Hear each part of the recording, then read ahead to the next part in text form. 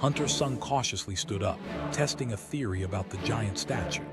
He noticed that its eyes began to glow, ready to fire, as soon as he rose past a certain height. Realizing the danger, he shouted for everyone to bow before the statue. At first, the hunters thought he had lost his mind, but with no better options, they obeyed.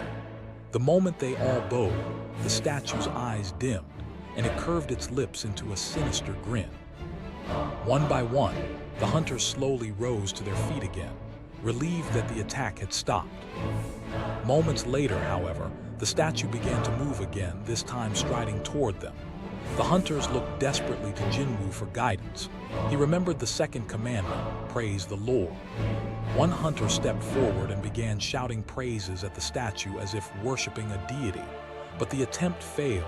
The statue stomped down, crushing him instantly. Panic erupted. Hunters screamed in terror as the massive figure advanced, while smaller statues around the hall slaughtered those who strayed too close.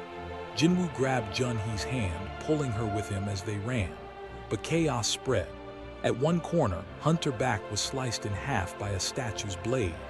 One after another, hunters were butchered like helpless livestock. After a while, Jinwoo realized the clue. He shouted for everyone to run to the statues holding musical instruments. The surviving hunters obeyed, rushing to stand before the instrument-bearing statues. As soon as they did, the statues began to play. Jinwoo, still clutching Junhee's hand, guided her to safety before rushing off alone toward another statue. He soon discovered that each statue only responded when a single person stood before it. In his desperation, he mistook a statue holding a shield for one holding an instrument. The mistake nearly cost him his life. He was struck down and barely survived, losing a foot in the process. Gritting his teeth, he crawled across the floor until he reached a statue with an actual instrument. At last, the sound of music filled the temple, and the massacre slowed.